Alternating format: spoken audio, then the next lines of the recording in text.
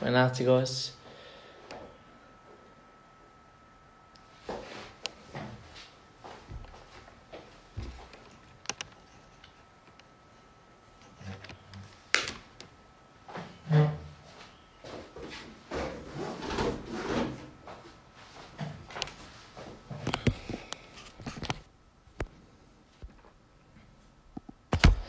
Chicos, ¿se escucha y se ve bien?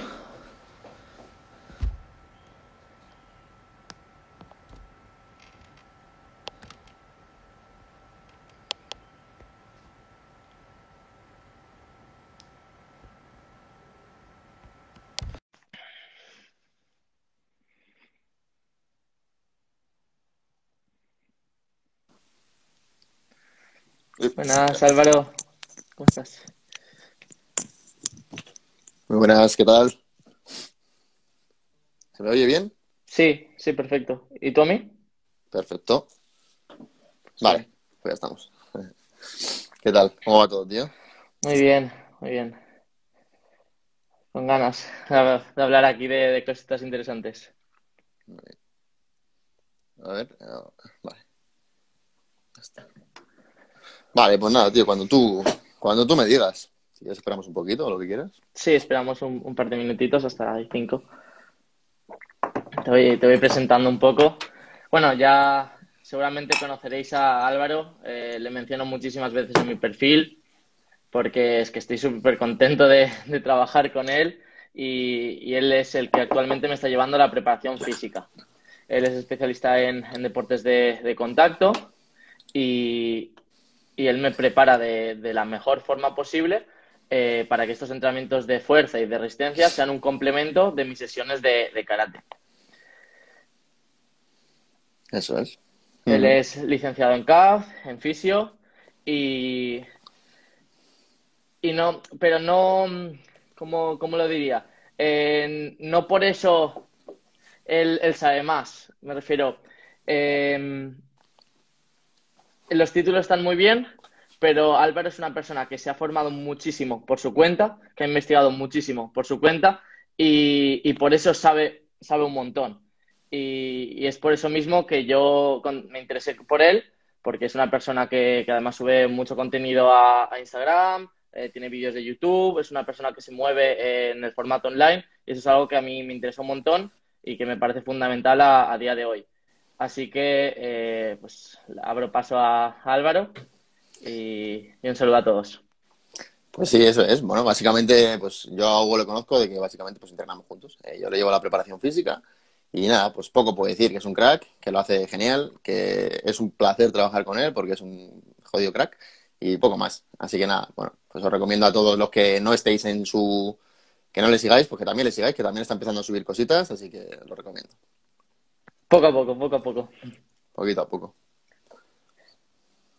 Pues vamos a hacer un formato en el que yo te voy a hacer preguntas.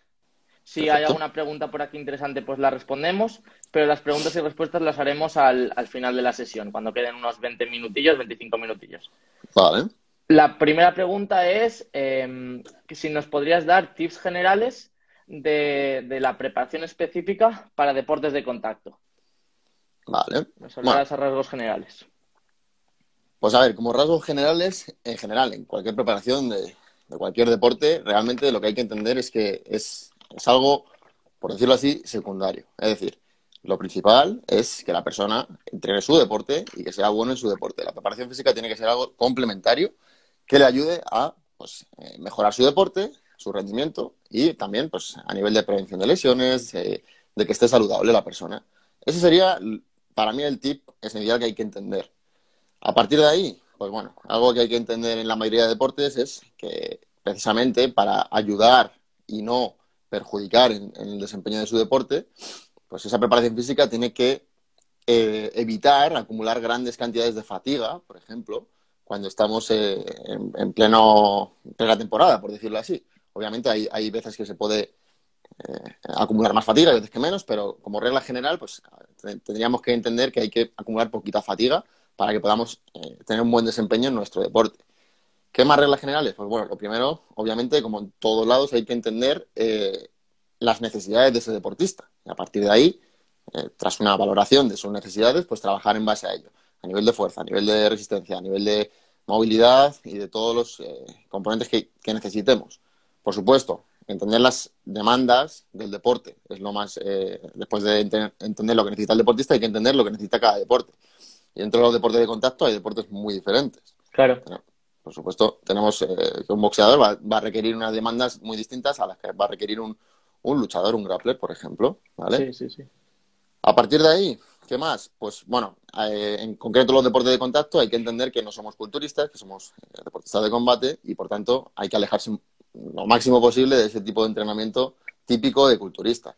Nuestro objetivo es ser más fuertes, ser más rápidos, ser más resistentes, tener los requerimientos de movilidad necesarios, pero nuestro objetivo no es ni tener más masa muscular, ni pesar más, ni levantar más cargas porque sí, ¿vale? Hay que entender todo eso. Mira, Entonces, ahora que dime. mencionas el entrenamiento tipo culturista, que dentro de las artes marciales también se ha hecho y es una pena porque no es nada eficiente, quiero preguntarte también por otro entrenamiento que se ha hecho muchísimo dentro del mundo de los deportes de contacto, que son los típicos entrenamientos metabólicos en circuito. Quería preguntarte si eso es bueno, si eso es malo, si está bien que se haya hecho toda la vida. Pues Coméntame. como todo depende un poco. Yo personalmente en la gran mayoría de los casos no lo haría, ¿vale? Porque al final lo que hay que entender, mira, para empezar, tengo un vídeo precisamente hablando de un estudio que compara entrenamientos metabólicos típicos que se hacen toda la vida con entrenamientos específicos, pues con las características que yo estoy contando, ¿vale? Y la diferencia es abismal. Los que hacían entrenamiento metabólico no mejoraban nada, básicamente, y De los forma otros aleatoria, ¿no? exactamente. Y los otros mejoraban, pues todo, básicamente todos los requerimientos, todos los, bueno, todos los marcadores de rendimiento relacionados con los deportes de combate. ¿Por qué es? Pues bueno, al final hay que entender que las demandas de los deportes de combate, hay que entender para empezar que son deportes de alta intensidad, son deportes intermitentes. ¿Vale? Entonces, para empezar, si tú te dedicas a entrenar únicamente con circuitos metabólicos, pues todo eso te lo estás saltando en su mayoría. Depende cómo lo plantees. Si entendemos por circuito metabólico el coger unas pesas de 10 kilos, hacer unos thrusters, luego irse a hacer unas planchas de no sé qué, no, obviamente eso no tiene sentido. Eso puede tener sentido como una preparación muy, muy, muy general al inicio de acondicionamiento general en una persona que esté totalmente desacondicionada. En Pero, principiante, sí. y muy principiante. O sea, la mayoría de los casos no va a tener mucho sentido bajo mi punto de vista. Genial, genial. Pues luego, siguiente pregunta. ¿Es importante, bueno, comenta un poquito qué es la pliometría y si esta pliometría es importante para deportes de contacto? Bueno, para que se entienda fácil, la pliometría básicamente sería... va- va- realmente la pliometría es aquellos movimientos en los que hay un contramovimiento y básicamente hay un estiramiento y un acortamiento de los tejidos tendinosos y pues ese almacén y esa liberación de energía, Se aprovecha. lo- claro, se aprovecha y los ejercicios que tienen ese componente pues serían los ejercicios pliométricos. Pero bueno, vamos a englobar dentro de las pliometrías pues todo un poco, ¿no? Todo tipo de saltos, porque hay saltos que no son pliométricos realmente, ¿vale? Pero todo ese tipo de ejercicios lo vamos a englobar. Serían básicamente, para que se nos entienda, todos esos movimientos que hacemos a altas velocidades, ¿vale? Y Un lanzamiento con balón medicinal podría ser un pliométrico. vamos a englobarlo aquí, sí, Vale, ¿vale? o unas flexiones con palmada o con salto también podría ser, Básicamente ¿no? vamos a englobarlo para que se entienda y podamos meterlo todo dentro de un mismo campo en movimientos a altas velocidades, lanzamientos, Vale, saltos, etcétera, ¿vale? perfecto. ¿Y cuál es la pregunta? Que sí es importante para deportes de contacto.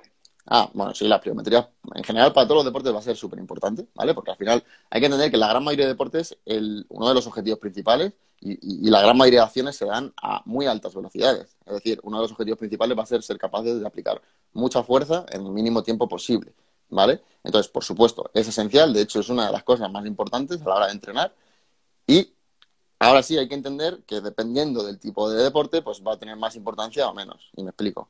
Un taekwondista, un karateka, ¿vale? Que básicamente utiliza movimientos muy rápidos, utiliza desplazamientos, ¿vale? Ahí el componente pliométrico utiliza golpeos.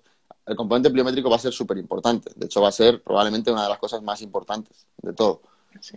Pero, por ejemplo, un grappler que está moviendo, un peleador de jiu-jitsu que está moviéndose en el suelo, realmente ese componente pliométrico va a estar presente y va a ser mucho menos importante, ¿vale? Que en otro tipo de deportes. Entonces ahí pues tendría mucha menos importancia. Eso no quiere decir que, bajo mi punto de vista, no haya que trabajarlo, también hay que trabajarlo, pero digamos que la importancia sería un poquito menor, ¿vale? Los deportes típicos, karate, taekwondo, boxeo, todos esos, súper importante, bajo mi punto de vista. Perfecto. Y luego hablando ya de deportes en general, ¿podríamos decir que la pliometría es más importante en deportes en los que se imprima en periodos cortos muchísima velocidad y menos importante en los deportes de más larga duración, más extensivos? A ver, es importante en casi todos los deportes En porque todos, en todos. prácticamente en todos los deportes la gran mayoría de acciones ocurren a altas velocidades, en prácticamente todos, en prácticamente todos. En muy pocos hay que no sea así. Entonces es importante todos, pero como digo, hay deportes que más, hay deportes que menos. Te pongo un ejemplo. Hay un powerlifter, obviamente, que su objetivo es levantar una carga máxima en el tiempo que pues, le dé la gana, básicamente, pues no es tan importante. Ojo, eso no quiere decir que no se pueda trabajar, pero no es tan importante, por supuesto. Pero la gran mayoría de deportes convencionales que nosotros conocemos, fútbol, deportes de combate, todos esos, va a ser súper importante, por lo que he comentado, porque al final uno de los objetivos principales es ser capaces de aplicar mucha fuerza en muy poco tiempo. En poco tiempo, exacto. Pues ya sabéis, chicos, hacer pliometría con cabeza, que además es un entrenamiento, a mí personalmente, que me flipa. En la valoración inicial de Álvaro se lo puse, me encanta la pliometría.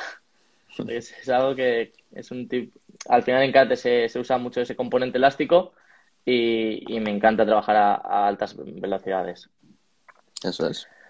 Luego, esta pregunta que tiene bastante chicha y me interesa personalmente es la siguiente. Un día estaba comentando contigo que los rangos de repeticiones no son solo lo que determinan hipertrofia, fuerza, resistencia. Ujú. Comenta un poco esto. Pues bueno, a ver, esto es lo típico que se dice que si quieres ganar fuerza tienes que entrenar entre 1 y 6 repeticiones, si quieres ganar hipertrofia entre 6 y 15. Bueno, pues eso obviamente no es así, ni de lejos, ¿vale? Hay que entender que esto no se puede separar de esta forma y que tanto la fuerza como la hipertrofia se puede ganar con cualquier rango, ¿vale? En cualquier rango, exacto. Hay que entender que la fuerza es todo. Es decir, nosotros, la gente en general, reduce la fuerza a mover cargas altas. Y eso no es. O sea, la fuerza es todo. La fuerza. O sea, te pongo un ejemplo muy fácil. Un lanzador de jabalina está moviendo una jabalina, que no sé cuánto pesa, pero pesará poco. Y esa persona no podemos decir que no sea fuerte. En cambio, no está levantando 200 kilos. Esa persona es muy fuerte, Es muy pero fuerte en el en ese tiempo que gesto. tiene para aplicar esa fuerza. ¿Vale? Entonces, es que hay que cambiar el chip del concepto de fuerza. La fuerza es todo. Saltar mucho es ser muy fuerte. Correr muy rápido es ser muy fuerte. ¿Vale? O sea, hay que entender eso. Entonces, entendiendo eso, pues sabes que realmente para entrenar la fuerza no hay que entrenarla entre 1 y 6 repeticiones. Hay que entrenarla en los rangos de repeticiones o a las velocidades que nosotros tengamos que mejorar, básicamente. ¿Ok? Si nosotros queremos mejorar nuestra fuerza máxima, fuerza dinámica máxima, que sería el 1RM, la mayor carga que podamos levantar, pues entonces sí, habrá que entrenar con cargas altas y con repeticiones pues, bajas, cercanas a ese objetivo que tenemos. Va a depender todo del punto, de la curva fuerza-velocidad que queramos trabajar, ¿vale? Entonces, es por eso por lo que no necesitamos trabajar de 1 a 6 repeticiones para mejorar la fuerza. Va a depender de lo que nos refiramos con el entrenamiento de fuerza y lo que queramos mejorar. Y con la hipertrofia pasa lo mismo. Obviamente sí que se ha visto que si Más tú, óptimo. claro, si tú buscas generar la máxima hipertrofia posible, pues el rango más eficiente se podría decir que está en general, por lo general, entre 6 y 15 repeticiones en su Sí. mayoría, ¿vale? Pero eso no quiere decir. Supongo que será por el volumen y el volumen total, ¿no? De repeticiones y de series. Digamos porque se da una mezcla entre todos los componentes que necesitamos para producir la hipertrofia. Se da una mezcla óptima entre la tensión mecánica que aplicamos, el estrés metabólico que aplicamos, Metabólico. etcétera, etcétera, etcétera. Entonces, digamos que Ok. son unos rangos más óptimos para eso. Es decir, tú, por ejemplo, ¿puedes conseguir hipertrofia con 3 repeticiones? Sí, pero lo más probable es que no sea lo más óptimo. ¿Puedes Claro. conseguirla con 30? Pues también, pero no es lo más óptimo. Es Sí. por eso por lo que se utiliza ese rango. De todas formas, también hay que entender que cuando hablamos de hipertrofia, estamos O sea, vamos a ver, la hipertrofia se va a conseguir siempre. Es decir, si nosotros entrenamos fuerza, aunque no cumplamos los requerimientos típicos que se dicen para la hipertrofia, se va a producir, porque nuestro cuerpo va a tender a producir hipertrofia. Otra cosa es que sea imperceptible o se pueda limitar muchísimo, ¿vale? Eso ya es otra cosa. Es decir, un deportista de combate no busca la hipertrofia en la mayoría de las cosas porque tiene que mantener un peso. Pero el simple hecho de entrenar fuerza ya va a favorecer esos mecanismos de hipertrofia. Lo que pasa es que lo vamos a controlar de varias maneras, sin acumular mucha fatiga, con la alimentación, etcétera, etcétera. Pero siempre va a tender el cuerpo ante una carga, ante un esfuerzo, pues compensarlo produciendo hipertrofia para que ese esfuerzo futuro se haga o sea, se responda de una buena manera. No sé si me explico. Sí, ¿Vale? sí, sí, sí, perfectamente, Álvaro. Y mira, para que la gente termine de entenderlo del todo, el concepto este de la fuerza en todos los rangos y en todo el tipo de movimiento, has puesto los ejemplos de un lanzador de jabalina y de un powerlifter, pero Ujú. un maratoniano también aplicaría fuerza. Claro, por supuesto. Cualquier persona que se mueva aplica fuerza. Entonces, lo que hay que entender es qué tipo de fuerza está aplicando o cuánta cantidad o en qué tiempo, ¿vale? Eso es lo que hay que entender. Pero, por supuesto, cualquier persona, el simple hecho de estar tú de pie, ya estás aplicando fuerza, ¿vale?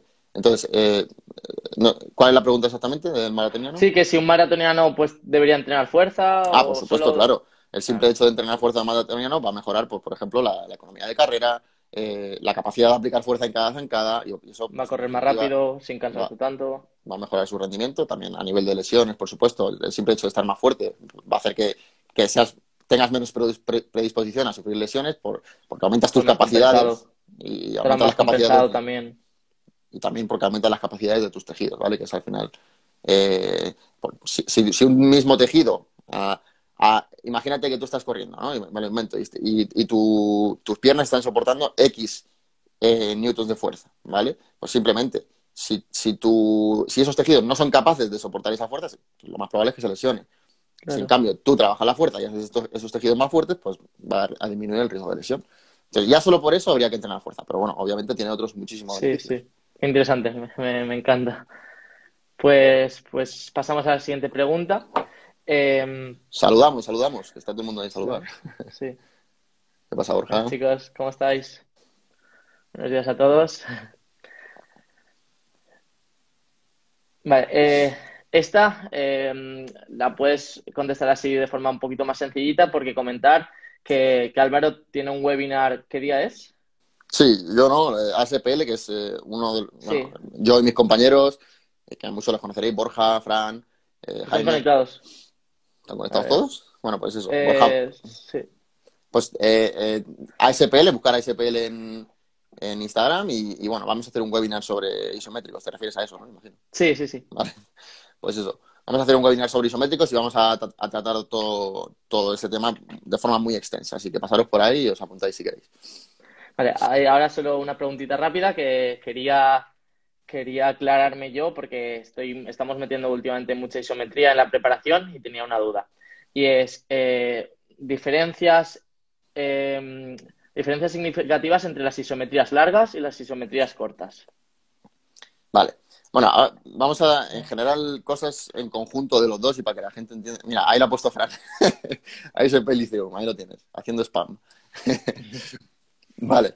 En general, cosas sobre las isometrías que hay que entender.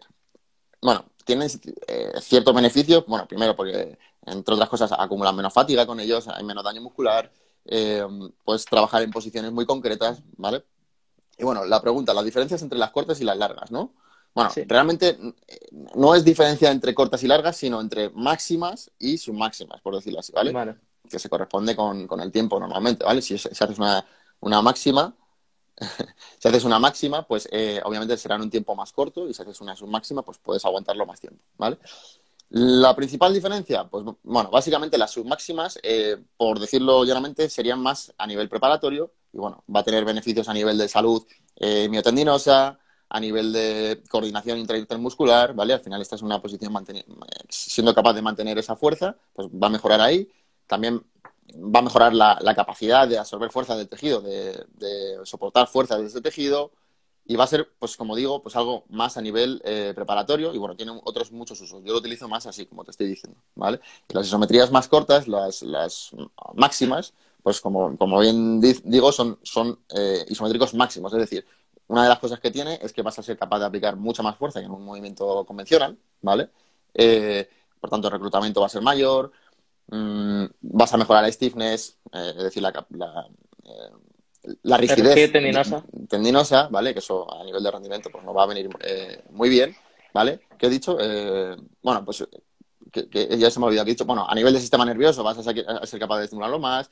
No sé qué he dicho. ¿Me puedes recordar cuáles he dicho? Que a ver si... Sí, a nivel, sobre todo de cara a la potencia y a la fuerza máxima, ¿no? Imagino. Eso es. Bueno, también vas a mejorar la capacidad de aplicar mucha fuerza, la máxima fuerza posible en periodos cortos de tiempo, si lo haces bien, si lo haces desde el inicio, ¿vale? Vas a ser capaz de mejorar mucho más la fuerza en ciertas posiciones de lo que lo harías con un movimiento convencional, ¿vale? Y bueno, seguro que me dijo muchas cosas, pero ahora mismo no. Sí, así algo genial, es genial, sí, sí, sí. Se entiende perfectamente.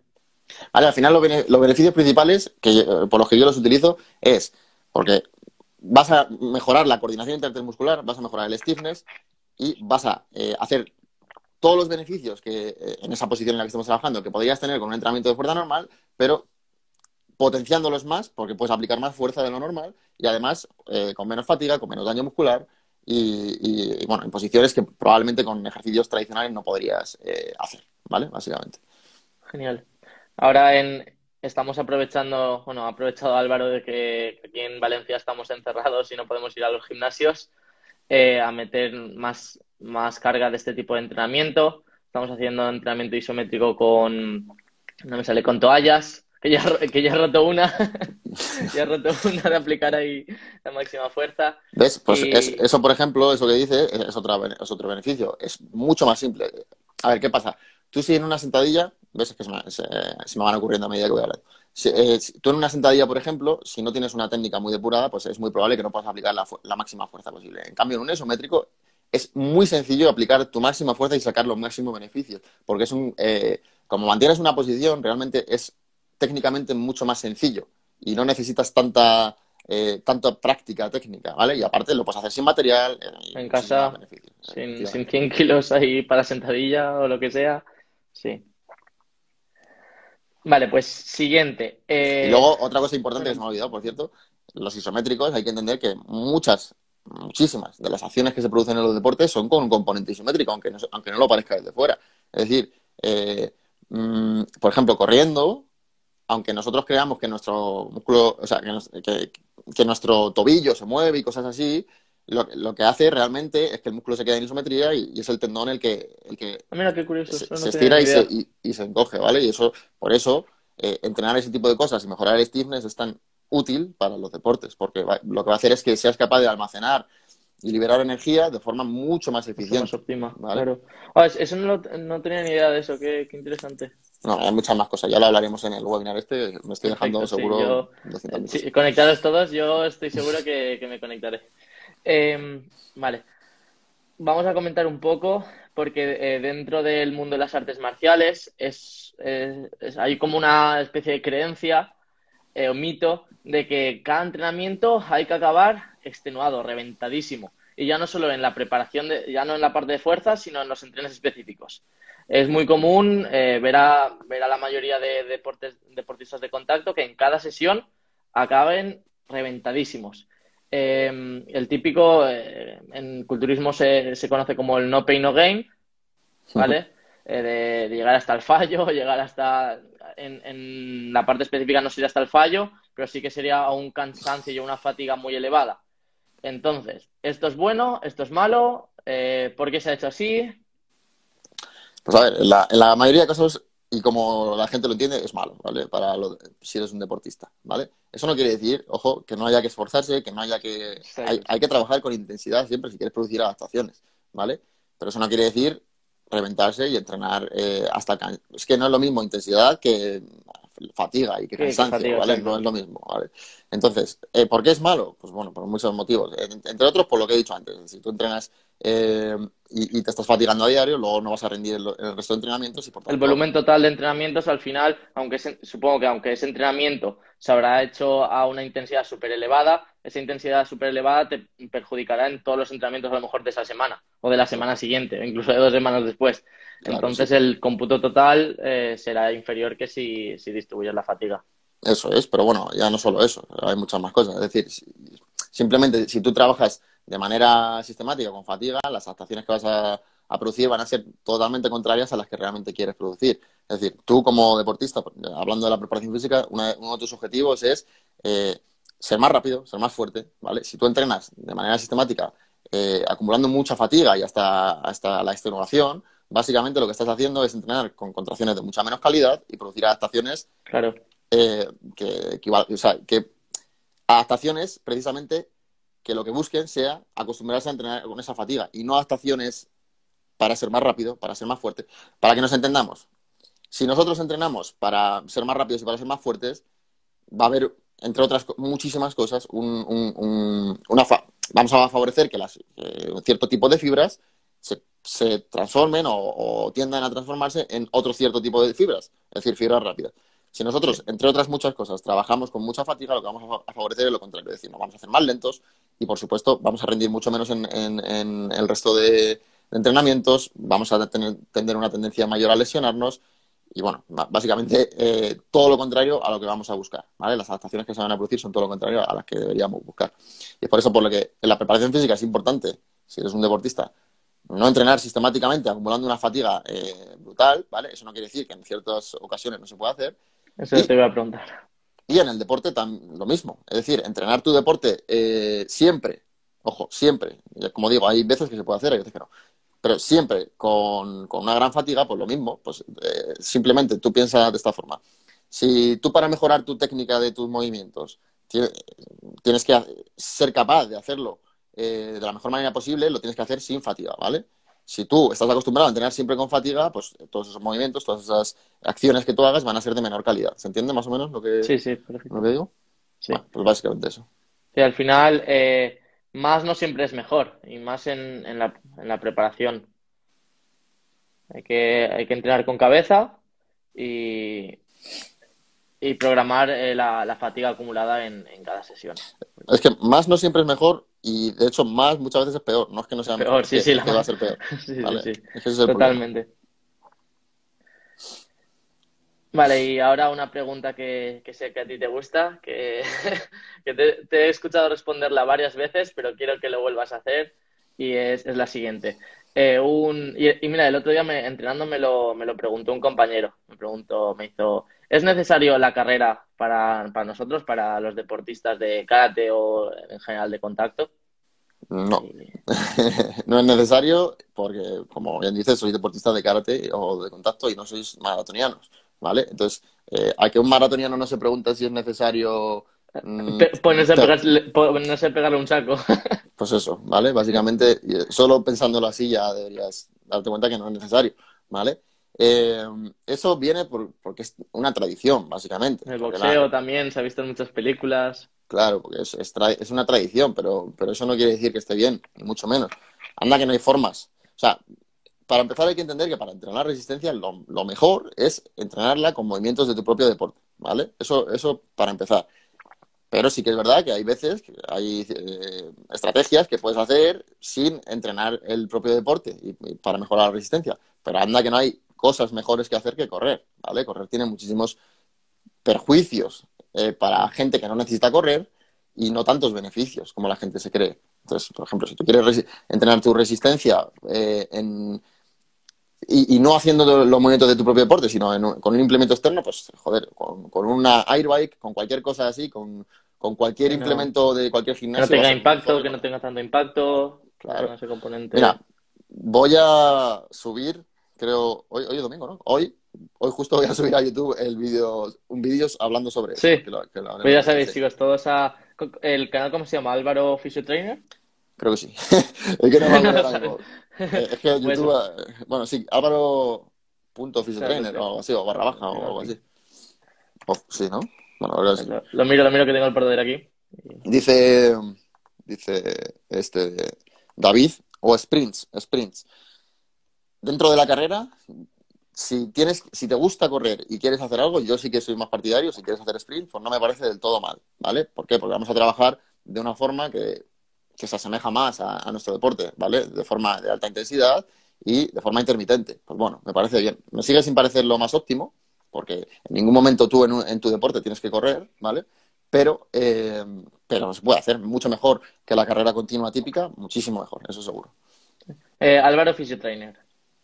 Pues ahí, pues esta noche subo ahí un Festivales. vídeo sobre la carrera.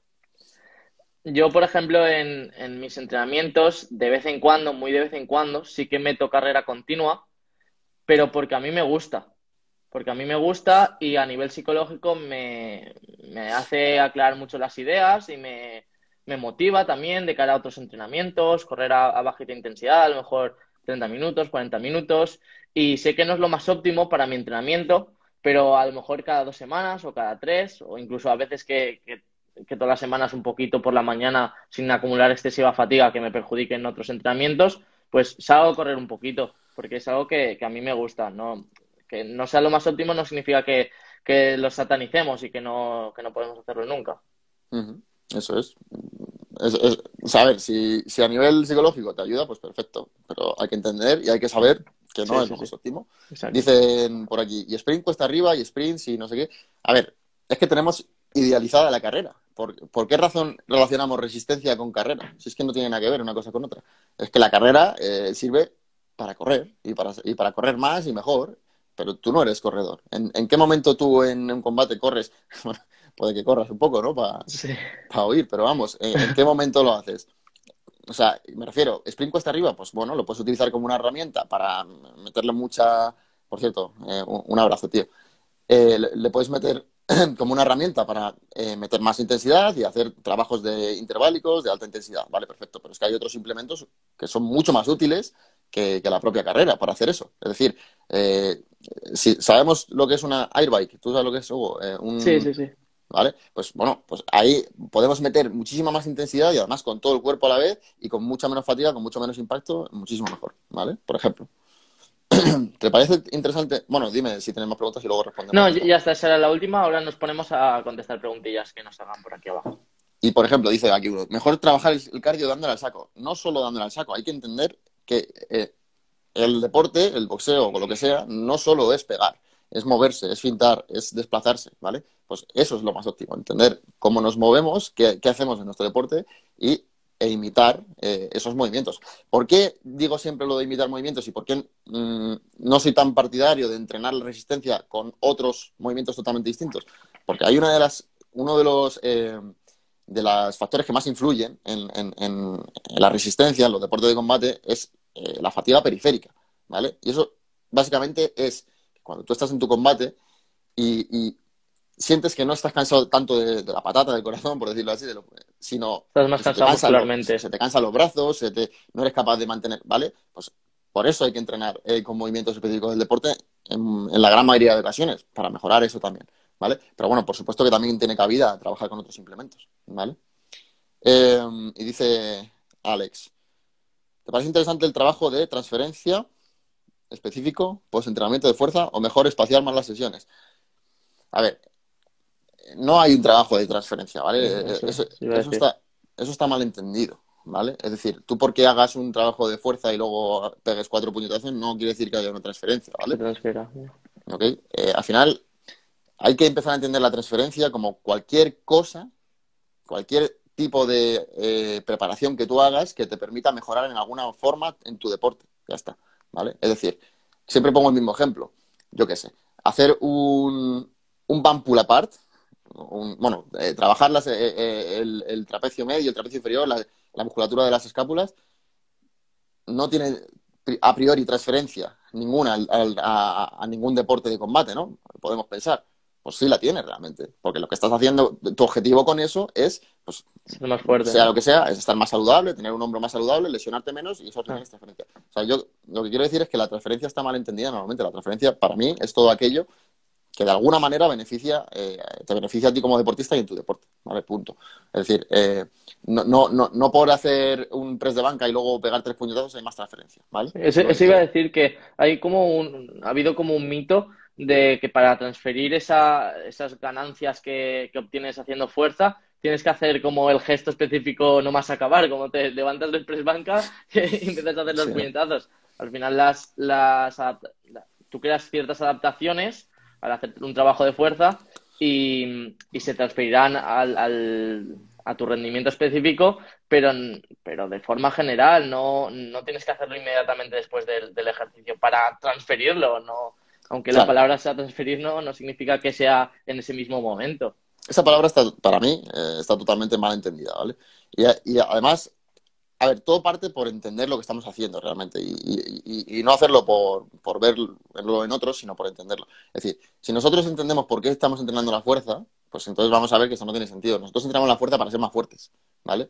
Si tú eres más fuerte, eso se va a transferir luego. O sea, es decir, no hace falta que luego metas 3 puñetazos. ¿Sabes lo que te digo? O Sí, sí, sea, sí. tú entrenas para ser más fuerte. Si eres más fuerte, vas a ser más fuerte. Ya está, punto. ¿Vale? Luego, obviamente, hay trabajo más Hay específico, hay trabajos, sí. trabajo, ¿vale? Eso sí, pero eso no es lo mismo que la transferencia. ¿Vale? Y que te iba a preguntar, porque sí que hay un trabajo, un método que trabaja así que mucha gente lo conocerá, el típico entrenamiento búlgaro, del trabajo de fuerza combinado con ejercicios de alta velocidad. Por ejemplo, el ejemplo que hemos puesto de un press banca, te levantas y haces repeticiones de puño con una goma, una banda elástica. ¿Este trabajo Ujú. sería interesante? ¿En qué momento? Sí, eso, bueno, esos son métodos de contrastes. Hay muchos métodos de Sí, método de contrastes. contraste, exacto. Y bueno, pues sí, puede ser interesante. De hecho, yo lo utilizo. Puede ser una forma, por ejemplo, bueno, podemos decir que de trabajar toda la curva fuerza-velocidad en un mismo momento, de estresar más el sistema nervioso, bueno, puede ser de potenciación post-activación, es decir, de hacer un trabajo más pesado y que potencia el siguiente trabajo, ¿vale? Pero hay que diferenciar eso con la transferencia realmente, ¿vale? O sea, eso sí que me parece útil Sí, sí, no tiene y, nada que ver con la transferencia, era un que ¿vale? venía a cuento. Eso es. Y, por ejemplo, pues a mí me parece útil pues, en etapas de transición. Es decir, por ejemplo, yo qué sé, imagínate que estamos trabajando en una etapa un poquito más acercados a la fuerza dinámica máxima, un poquito más general, ¿vale? Pues bueno, luego igual, si quieres empezar bueno, un ejemplo, se puede hacer de mil millones de formas y como te dé la gana mientras esté justificado, ¿vale? Y pues me parece buena idea en una etapa de transición en la que empecemos a trabajar tanto la fuerza dinámica máxima como con cargas un poquito más ligeras a altas velocidades, ¿vale? Y bueno, o sea, se puede utilizar de muchas formas. A mí me gusta mucho, lo utilizo, pero bueno, siempre que tenga una lógica, perfecto. Sí, este método yo lo he utilizado mucho, lo utilicé mucho cuando estaba en Cheste, ahí interno, ¿en qué cursos fue? Sobre todo fue en cuarto, primero y segundo bachiller, porque a nuestro preparador de allí, a Cristian, desde aquí un saludo, que seguramente verá el directo, que es compañero mío del club, es el hijo de mi sensei, Ujú. de mi entrenador, y a él le gusta mucho y a mí en su día me vino genial, me vino ese tipo de entrenamiento, me vino muy bien y creé buenas adaptaciones. Es una forma, por ejemplo, también de entrenar un poco en toda la curva fuerza-velocidad en un mismo momento Sí, y trabajar todo de forma un poco más general, por sí, decirlo porque así. por aquel Bueno, entonces solo teníamos 2 sesiones de preparación física a la semana y había semanas que de fuerza solo podíamos hacer una, la otra era más enfocada a pliometría. Entonces, al tener solo un día, pues de esa forma podíamos optimizar un poquito más. A mí me flipaba, a mí me gustaba. Además me parece divertido, me parece bastante entretenido. Mira, el de Sergio. espera, Eh, espera, Bricio. Si haces sí, cuatro sesiones de preparación física a la semana, ¿cuántas sesiones trabajar para trabajar la técnica? Las que quieras. O sea, vamos a ver, eso, depende. claro, depende. O sea, como siempre digo, si tu objetivo es mejorar en boxeo, en tu caso, eh, tienes que darle prioridad a las sesiones técnico-tácticas, ¿vale? O sea, tienes que darle un poquito de prioridad. Y luego la preparación física se adapte a ello. Otra cosa es que ahora, en tu caso concreto, hayas pasado de no entrenar la técnica y por eso hacemos más sesiones, ¿vale? Eh, pero si en un momento dado tienes que empezar a entrenar más las sesiones técnico-tácticas y tienes que entrenar 6 veces a la semana, pues habrá que reducir las sesiones de preparación física o bajar la carga total que hagamos, etcétera, etcétera, ¿vale? O sea, va a depender mucho. Y dice Sergio, ¿por qué la airbike va a generar menos fatiga que unos sprint? No he dicho que genere menos fatiga. He dicho que se pueden llegar a muchas más altas intensidades con mucho menos impacto y de una forma mucho más global. Unos sprints, al final, estás trabajando principalmente el tren inferior, trabajas todo, pero periféricamente. bueno. Pero bueno. Y en la airbag estás trabajando con todo el cuerpo, no hay impacto articular, no hay tanto impacto articular y vas a poder llegar a más intensidad que en los sprints, por ejemplo. Mira, ¿qué ejercicios más que no sean de sprints para aplicar intensidad, tipo el airbike? A mí el que más me gusta es la airbag, obviamente, pero Pero claro, bueno, no todo el mundo puede, puede tener una airbike, entonces... claro, bueno, pues a ver, el remorgómetro no me disgusta. Y bueno, al final, la movida esta, que no sé cómo se llama ahora mismo, el esquí, no sé qué, Sí, igual, sí, sí, ¿vale? sí, sí, sé lo que Bueno, dices. No... cualquier aparato que te quite impacto y que te permita llegar a muy altas intensidades, me parece bien. y sin aparato? Bueno, sin Estamos... aparato, como digo, los sprints pueden caber perfectamente. De hecho, yo los mando a la gente. O sea, no es algo que me parece bien, ¿vale? Pero si se puede utilizar otras cosas, mejor. Sin aparato, pues sprints, Skipping, por ejemplo, skipping a mucha intensidad. por ejemplo. Yo ahí metería algo que involucre más todo el cuerpo, ¿vale? Una comba. Eh, mm, Una comba una, rápida que te permita darle caña. sí, o sea, me refiero, como digo, al final cualquier cosa que te permita llegar a la intensidad que pedimos, sí, ¿vale? Perfecto, ¿vale? Para mi opinión, cuanto menos impacto articular tenga, mejor, ¿vale? Pero bueno. El simple hecho, como digo, de hacer tus movimientos, de parar al saco, de hacer desplazamientos, todo eso. Bueno, bien. Uy, mira, te hago una preguntita que el otro día, ¿te acuerdas que te pasé una foto de Kamaru Usman Ah, sí. con unos tubitos haciendo sombra? Sí, sí, sí, me acuerdo. Es un luchador de UFC que subió subieron un vídeo y salía haciendo sombra con una especie de tubitos y no sabía lo que era y le pregunté, Álvaro, ¿esto qué es y si es bueno? Bueno, yo no sé lo que es tampoco, ¿eh? Yo te dije lo que creía que era, Ah, vale, vale. ¿vale? Yo creo que son micropesas, ¿vale? Creo, ¿eh? No estoy Sí, seguro. sí, yo creo, a ver, yo cuando lo vi también imaginé que era eso, pero no estaba muy seguro. Y bueno, Bueno, pues eso, son micropesas. Vale, joder, que me he quedado ahí. Lo de... eh, joder. sea, bebe agua, tranquilo, Nada, nada, que tranqui, tranqui, vamos se viendo me ha quedado tiempo. ahí.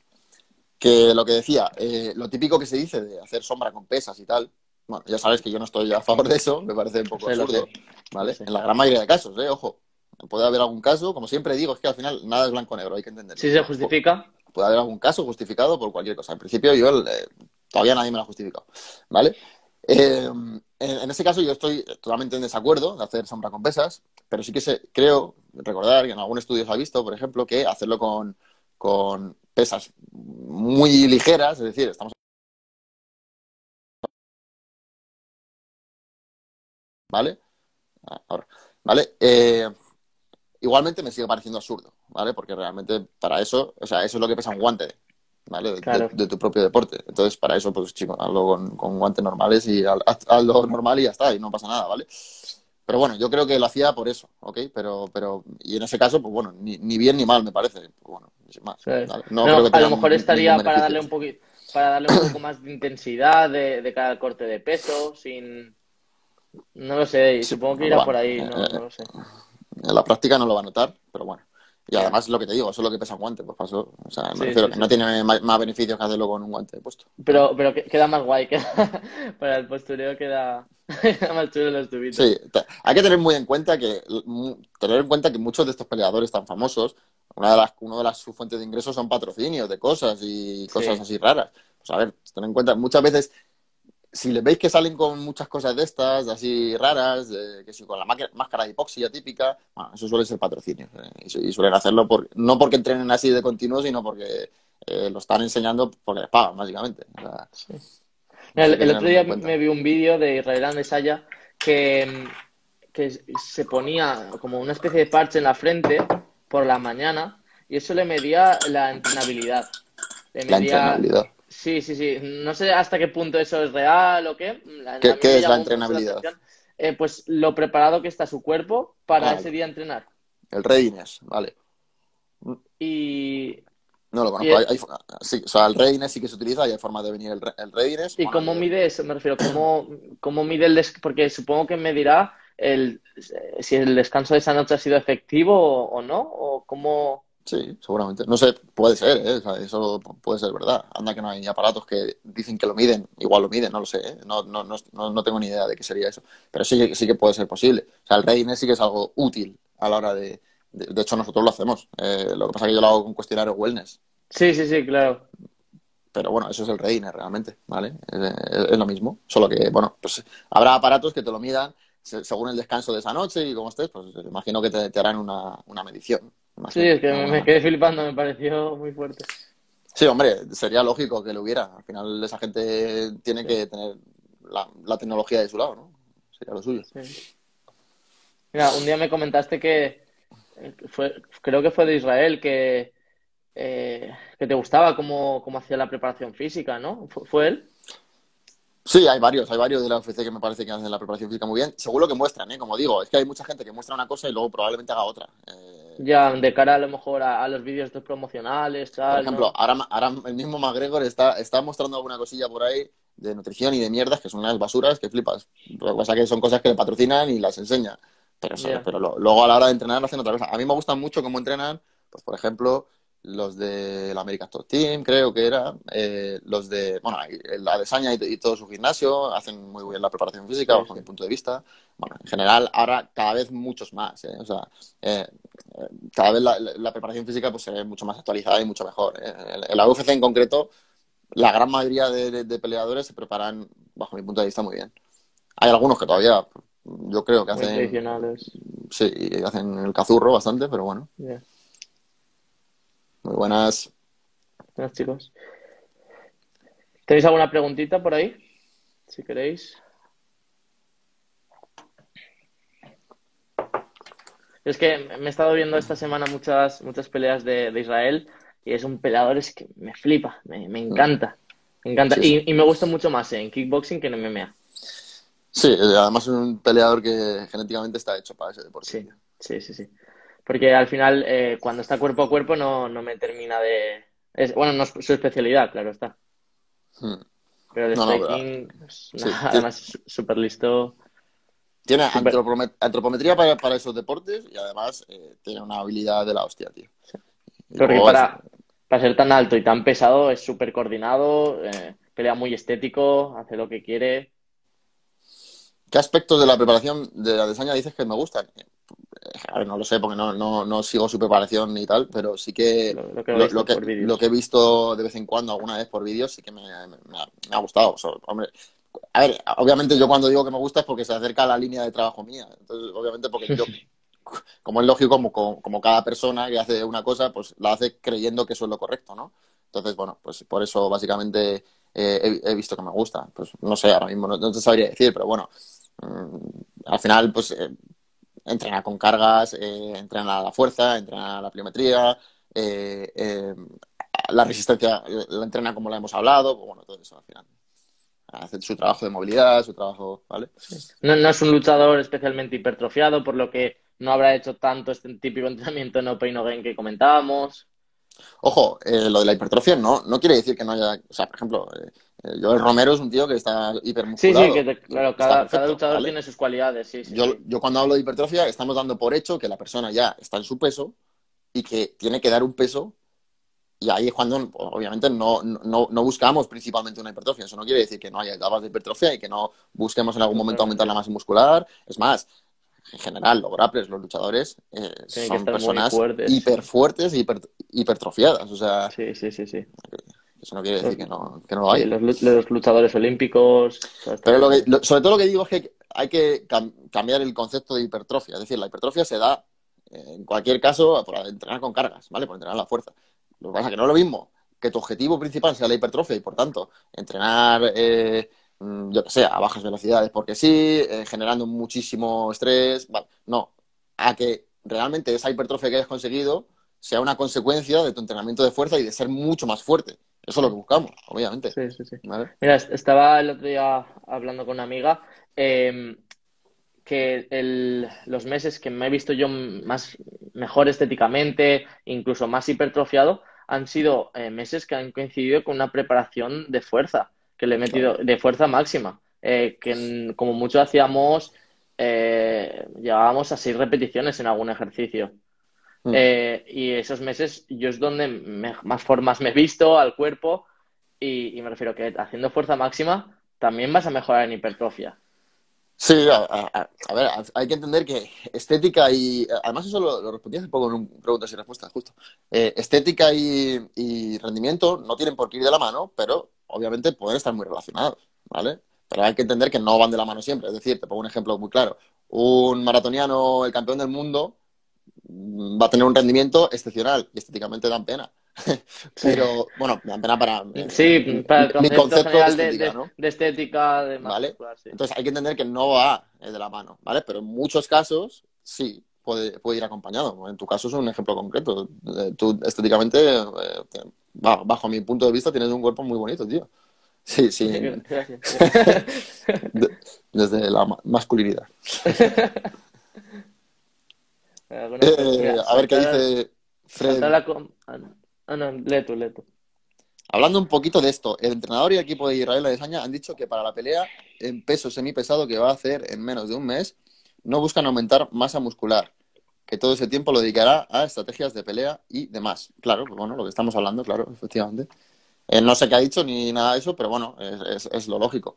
Es decir, es que no hay que buscar aumentar la masa muscular, hay que buscar ser más fuerte, ser más rápido, ser lo que hemos dicho siempre, ¿no? Entonces me parece perfecto. Dice Vircio, saltar a la comba haciendo trucos o sin hacer. A ver, depende de tu objetivo, como siempre digo, hay que entender por qué hacemos las cosas. Si tu objetivo es mejorar tu salto a la comba, mejorar la coordinación, calentar un poquito, pues puedes hacer todos los trucos que quieras. Si quieres hacer mortales y cosas, pues perfecto.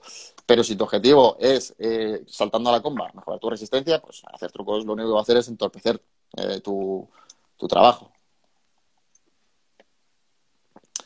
Dice Fer, ya que Israel, las armas que tienen para ganarle a su contrincante no van a depender de la masa muscular. Pero es que de ningún luchador van a depender de la masa muscular. En todo caso, dependerá de su fuerza, pero no de la masa muscular que tengan. O sea, que tengas más masa muscular o menos no se traduce en nada en el rendimiento, ¿vale? Si esa masa muscular va acompañada de un aumento de la fuerza, pues entonces sí. Ahí Pero sí. lo que cuenta no es la masa muscular en un deportista. Momento homo. Cabrón. Tengo novia. Mira, la siguiente es interesante. ¿Y el impacto de las articulaciones se solucionaría saltando en el tatami o superficie acolchada? No. No te recomiendo que hagas, porque ahí lo que va a pasar es que, bueno, igual las articulaciones se salvan un poquito, pero tu musculatura se va a cargar el 25 veces más, porque hay que entender que saltando la comba, el componente principal es un componente tendinoso, ¿vale? Estás rebotando todo el rato, ¿vale? Si tú lo haces en una superficie acolchada, vas a quitar ese componente un montón y tu musculatura se va a cargar un montonazo, pruébalo. Empiezas a saltar los mismos saltos a la comba en una colchoneta y verás como tus gemelos acaban hechos polvo. Claro, hablan de la potencia en golpeo de su rival. El error ha sido mío al decir masa muscular y no potencia en el golpeo. Bueno, es que no tiene nada que ver, claro, la masa muscular con la potencia, ¿vale? Y hay que entender que la potencia no solo se reduce a potencia en el golpeo, que la mayoría de la gente lo reduce a eso, no. Ser potente es todo, ¿vale? O sea, es desplazarse rápido, desplazarse eh, fuerte, ¿vale? Derribar, ¿vale? O sea, no solo es golpear, ¿vale? Si tenéis alguna preguntita más, faltan 5 minutitos y cerramos. Decirte que es un placer escucharte, tanto por aquí como cuando me envías audios, como por el grupo de Telegram, pues me encanta. Y para mí hablar contigo, siempre te lo digo, tío. Mira, si quieres anunciar lo de tu grupo de Telegram, sí. Bueno, pues nada, para quien no me conozca, pues básicamente subo. Bueno, a ver, seguidme en Instagram si queréis. Tengo otro Instagram de deporte de combate y ahí pues tengo enlaces a todo, ¿vale? También tengo un Telegram de deporte de combate y tengo un canal de Sí, YouTube de deporte de combate por si queréis echarles un vistazo. Canal de YouTube ya un tiempo parado, pero ya tengo 2 vídeos preparados y voy a preparar muchos más. Hoy subiré uno, así que uno hoy. si queréis verlo. A ver, qué hacemos preguntitas por aquí. Justo te iba a preguntar eso, los factores de la potencia en el golpeo, ¿cuáles son? Pues muchos, muchísimos, ¿vale? Pero bueno, primero, hay que entender cómo se produce un golpeo, ¿vale? Hay que entender que eh, va a venir determinado, primero, por la fuerza que seas capaz de aplicar. Segundo, por qué tipo de golpeo sea. Es decir, pongo un ejemplo. Si tú golpeas con la mano de adelante, al tener menos tiempo para aplicar fuerza y al utilizar menos el resto del cuerpo, vas a golpear un poco más flojo que con la mano de atrás, por ejemplo, ¿no? Pues va a depender del tiempo que tengamos para aplicar fuerza, de la fuerza que seamos capaces de aplicar, de toda la cadena cinética del cuerpo, digamos, es decir, en un golpeo con la trasera, por ejemplo, vamos a poder aplicar fuerza desde el suelo, pasando por la rotación de caderas, rotación de torácica, ¿vale? Y eso va a acumular mucha más energía y además vamos a tener más tiempo y vamos a poder aplicar fuerza con todo el cuerpo, ¿vale? Va a depender de muchísimas cosas, pero bueno, a nivel de lo que podemos preparar, pues al final va a depender de la capacidad de aplicar fuerza de forma rápida, de la capacidad que tengamos de relajarnos, es decir, la técnica influye muchísimo en esto, ¿vale? Porque hay que entender que en un golpeo, por ejemplo, hay dos picos de activación, un pico inicial en el que nosotros aplicamos la primera fuerza, luego hay una fase de relajación y luego hay un pico final que es cuando nosotros impactamos.